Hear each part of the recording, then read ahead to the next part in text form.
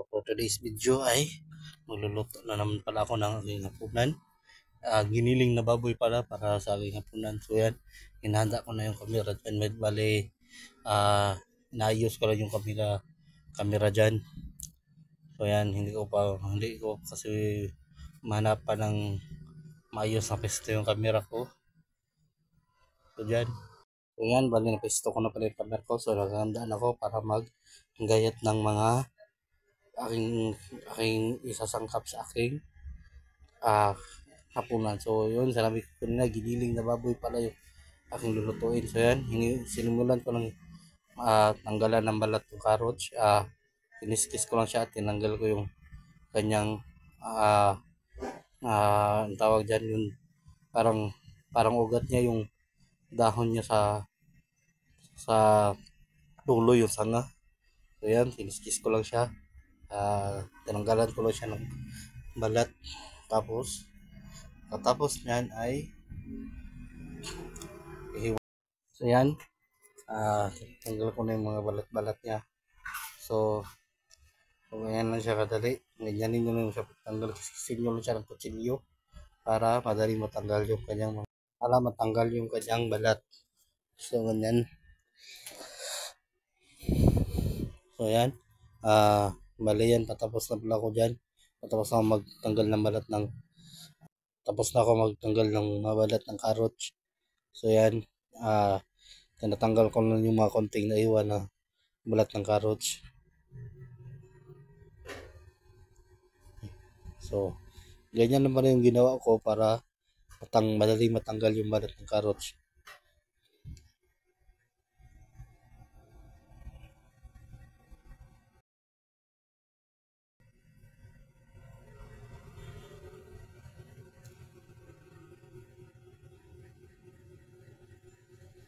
So niligpit ko lang yung mga natanggal na balat niya, nilalagay ko sa plastic. Tapos ay akin ang hiwain. Tinanggal ko lang pala yung dulo niyan kasi hindi ko yun isasama sa pagluluto. Tapos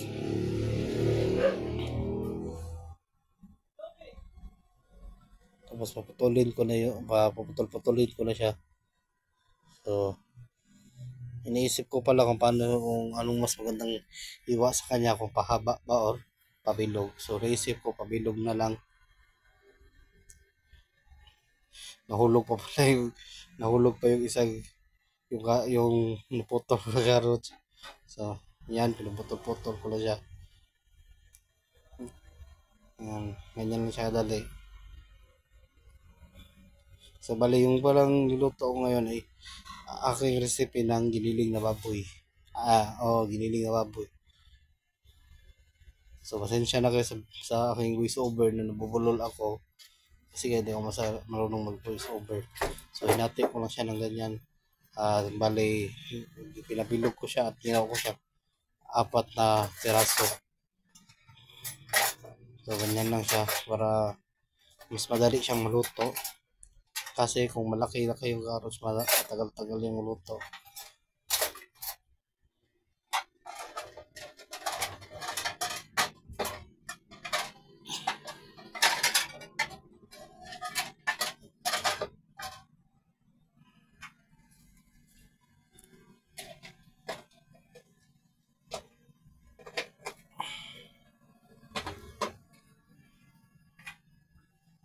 So yan, ganyan na siya.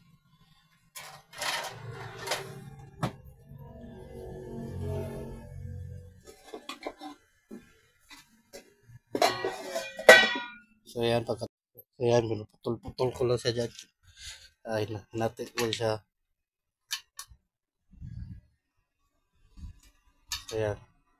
At pagkatapos ay mapuputol na ko ng bawang para sa paggigisa sa karne ng baboy.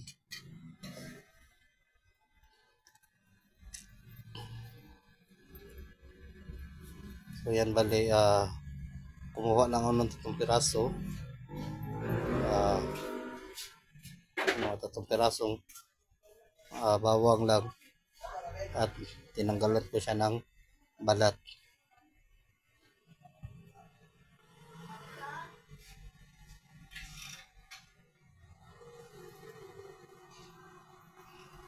Pagkatapos ko niyang tanggalan ng balat ay ah, hihiwain ko siya.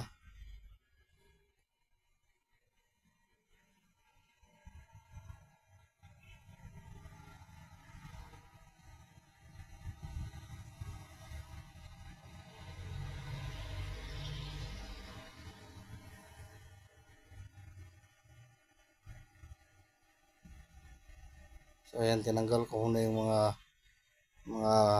balat niya, yung mga dumi, kasi para madali lang pagkatapos kong mag maghiwa ng bawang ay madali na akong linisan, hindi na masyadong makalat pag naglinis na ako.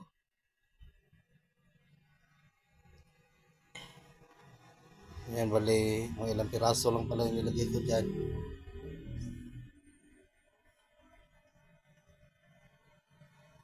Apat na piraso pala yung nalagay ko dyan. Siguro yan, pinutol-putol ko lang siya kasi yan ang gagamit kong panggisa ng karne.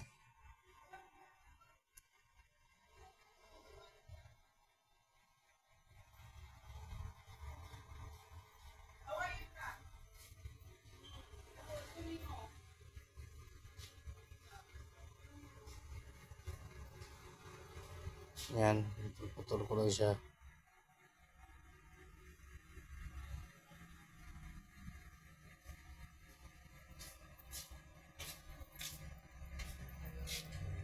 Hati-hati ko lang, pinutol ko lang siya ng maliit.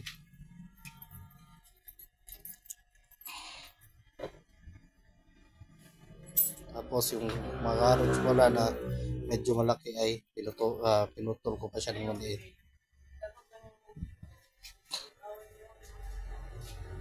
Kasi nga masyadong malaki lang yung carrots na malaki na yung carrots masyadong malaki lang yung carrots na naputol ko, kaya pinutulot ko siya. At yan, tinatanggalan ko na yung balat ng patatas.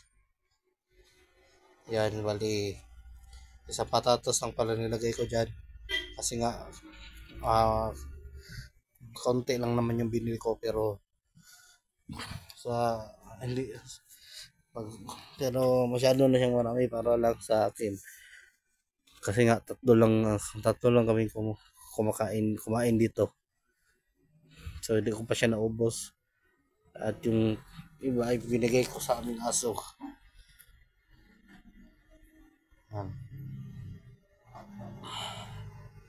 Yan, tinanggalan ko lang siya ng balat, tapos puputol-putulin ko lang siya ng maliliit.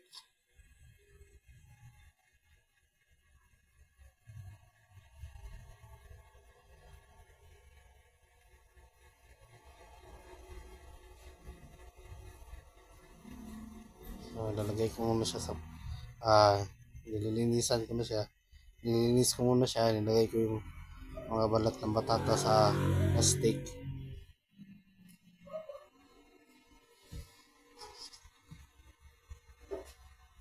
At yun, simulan ko na siyang hiwain.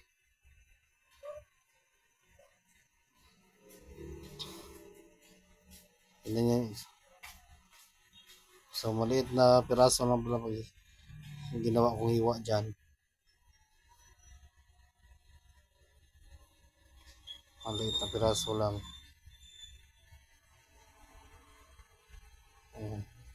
Tapos ginawa ko siya parang cubes.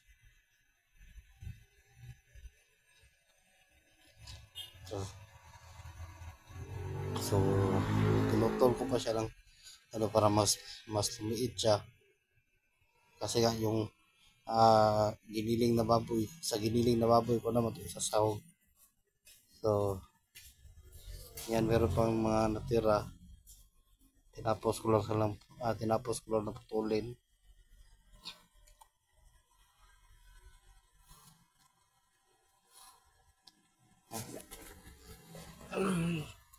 Tinapos ko lang binutol ko lang sila na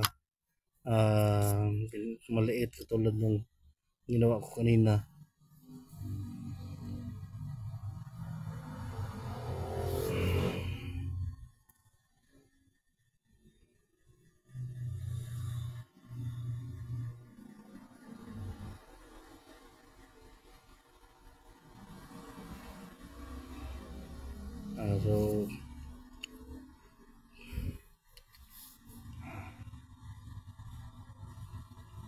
So kunin ko pa yung ano, ang tawag doon.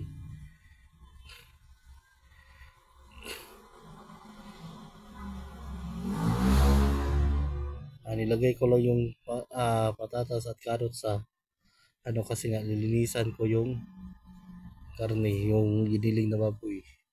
Nilagay ko lang sa bowl yung giniling na baboy.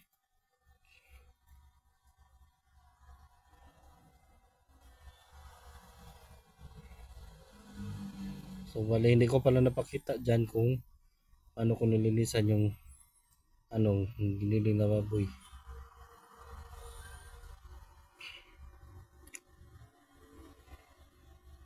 Ayan, hinahanda ko lang yung ano yung nilipat ko lang yung kamera para masinto ko sa aking paglulutuan.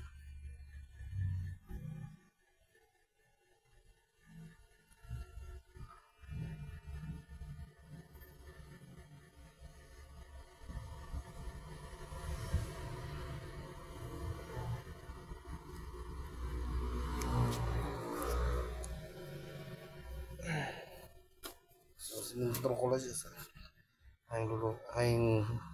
sa lutuan namin. Sinintro ko lang siya sa lutuan namin.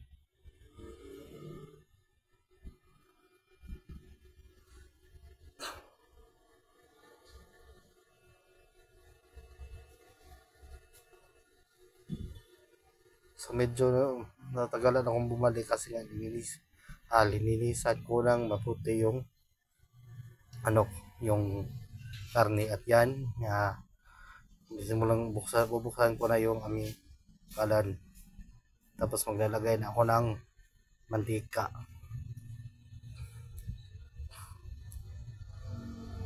So painit na ako ng mantika.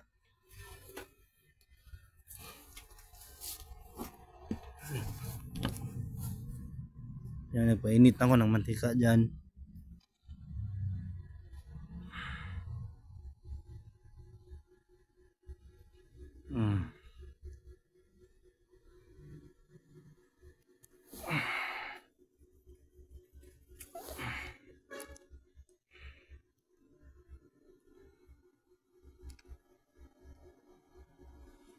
Yan, nagpapainit lang ako ng mantika dyan.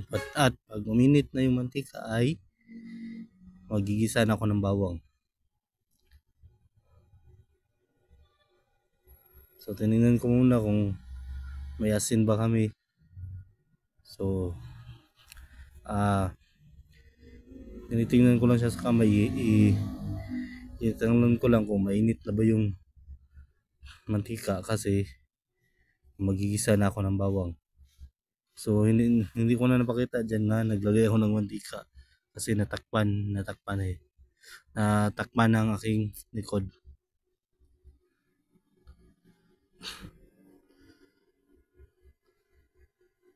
Magigisa na ng bawang.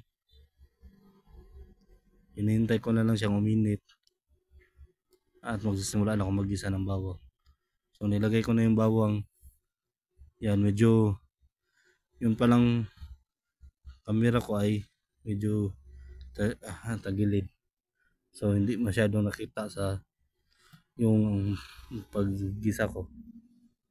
So ilalagay ko na yung patatas at carrots. So pinagsabay ko na sa ng igisa.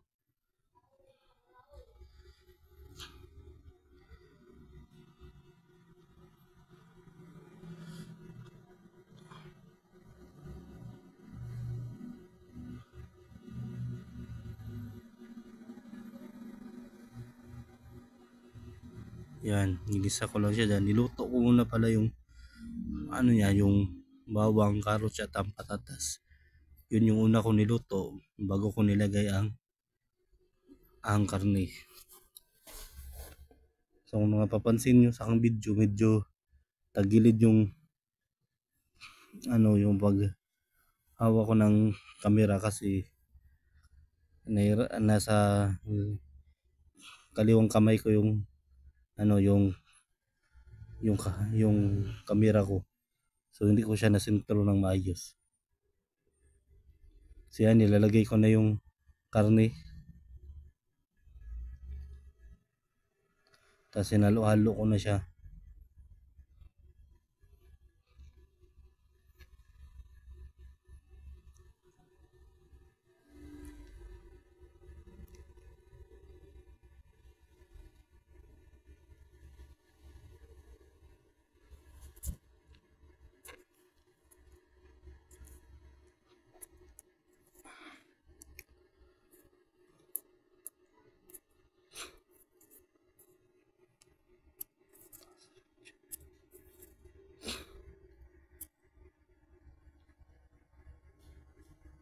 Ayan. Sinimulan ko na siyang lutuin. Hinalo-halo ko na siya. So hininaan ko na muna yung apoy para hindi masunog yung karne. So napapansin nyo gumagalaw-galaw yung camera ko kasi malikot yung kamay ko.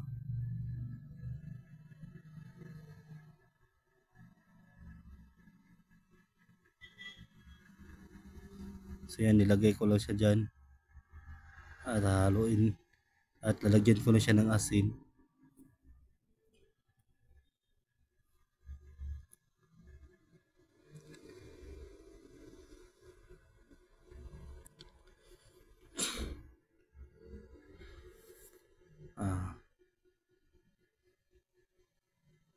Nilagyan ko rin siya ng bitsin at konting toyo.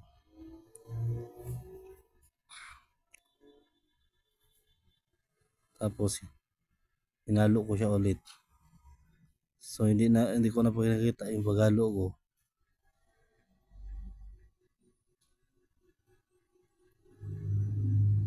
So hindi pala nakita yung ulo ko kasi nga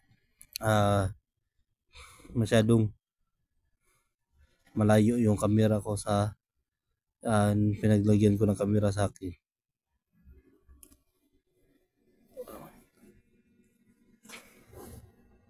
So nilagyan ko siya ng bitsin at tinalo ko siya ulit.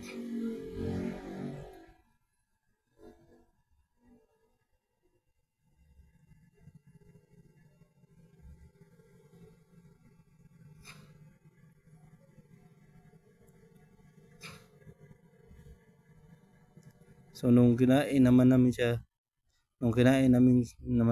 tinikman siya ng papa ko. Sabi ng papa ko, okay naman yung lasa niya.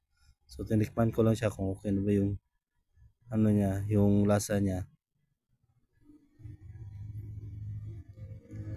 Tapos sinalo ko siya ulit.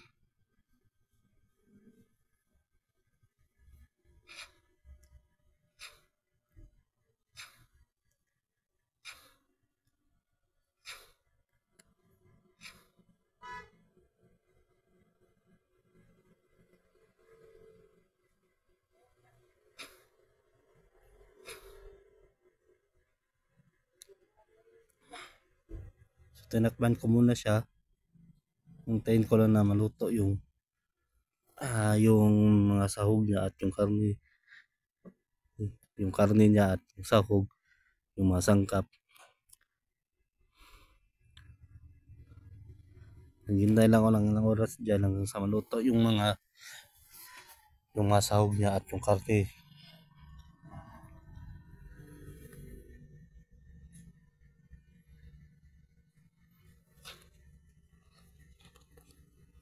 So dapat pala nilagay ko yung camera malapit lang sa aking nilulutuan para makita yung niluluto ko. So masyadong malayo yung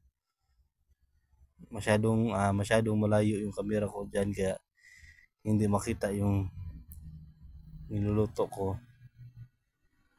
So yan, hinalo-halo ko lang siya ulit.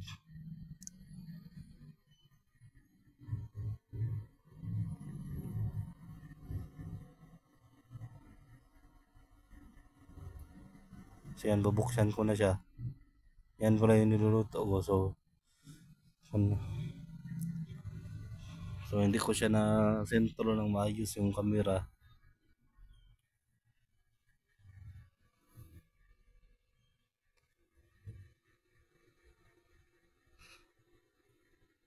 So yan. Bali dumating pala yung papa ko kasi nagtatrabaho siya at pag katapos yung bago siya mag pag gabi, mga pag gabi na pumunta siya dito para maghapunan sa aming bahay. Kasi nasa bahay ako ng papa ko ngayon sa Manila, sa Cebu, sa city. Yan, hinalo-halo ko lang siya. So nahihirapan lang ako dito kasi nga walang tagahawak ng aking camera, walang taga-video.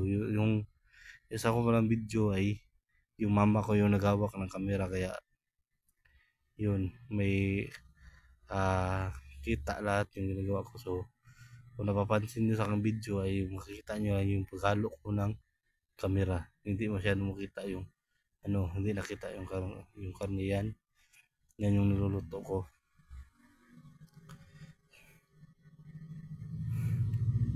So medyo nahihirapan pala ako maghalo dyan kasi nga gumagalaw-galaw yung aking kasi yung klase ng kawali na gamit ko ay hindi malapad. Hindi siya katulad nung ginamit ko nung nakaraan, malapad. So yan, nilagyan ko lang siya ng asin, nilagdagan ko siya ng asin.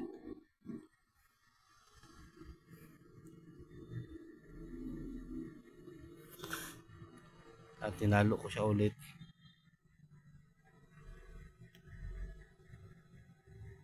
Halo-halo ko lang siya at nilagyan ko na siya ng toyo. So asin at toyo lang pala ang nilagay ko dyan. Wala na ako masyadong nilagay ng mga pampalasa.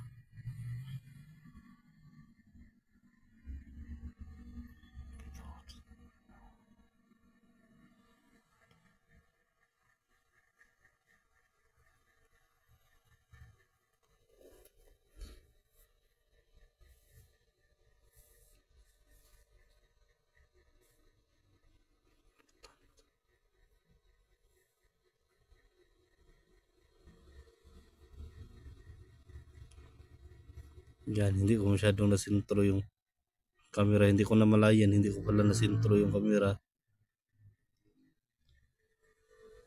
Pero yan na yung niluluto ko.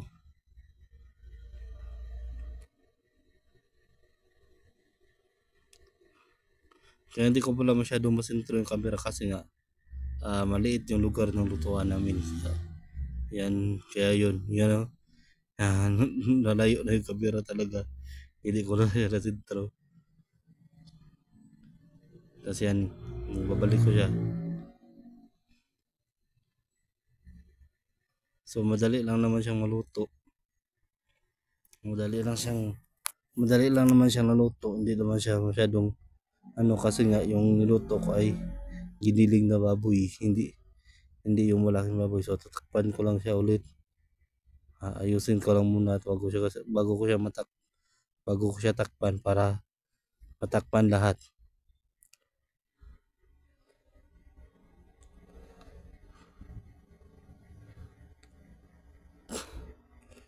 Yan, halo ko muna.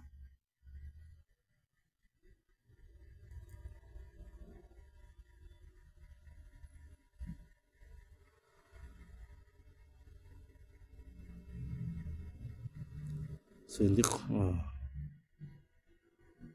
yan, tinakman ko na siya.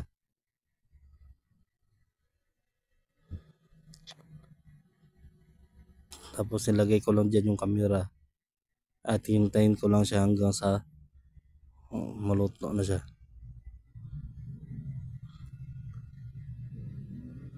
So minom pala ako ng tubig dyan.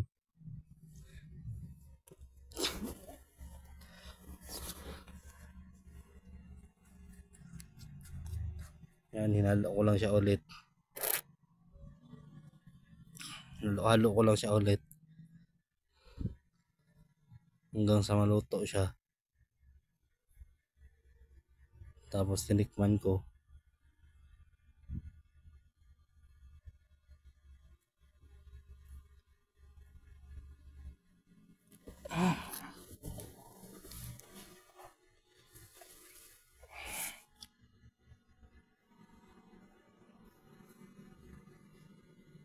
Yan, hinalo-halo ko lang siya dyan hanggang sa maluto, hanggang hanggang umukay na yung umayos na yung panglasa niya. Gustuhan ko na yung panglasa niya. Gustuhan ko yung lasa.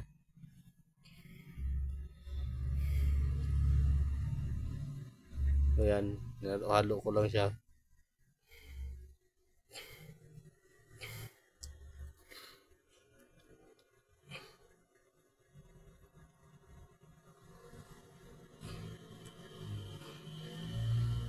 Ayan.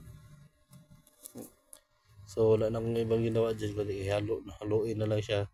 Haluin yung karne hanggang sa maluto siya. Wala na akong nilagay na ibang mga sangkap. Ayan pala siya. Yan pala yung niluto ko. Bali, hinihintay ko na lang dyan na maluto yung mga sangkap na yung patatas at yung carrots. Kasi yung karne, madali lang naman siyang maluto. Dali lang siya naluto yung karne.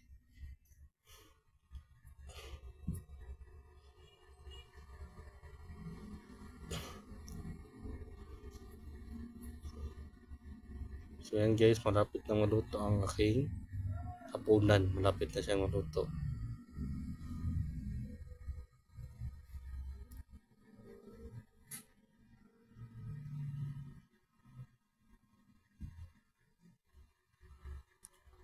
Yan, halo-haloin ko lang siya sandali.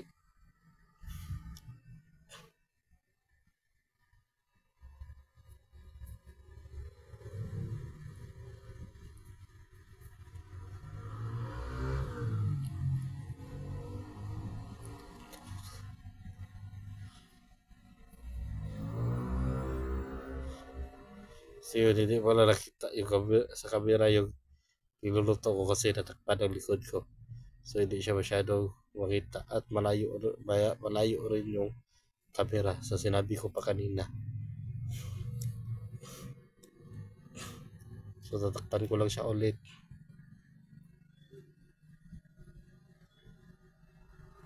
Hintayin ko lang siya na maluto. Okay na sa panglasa ko yung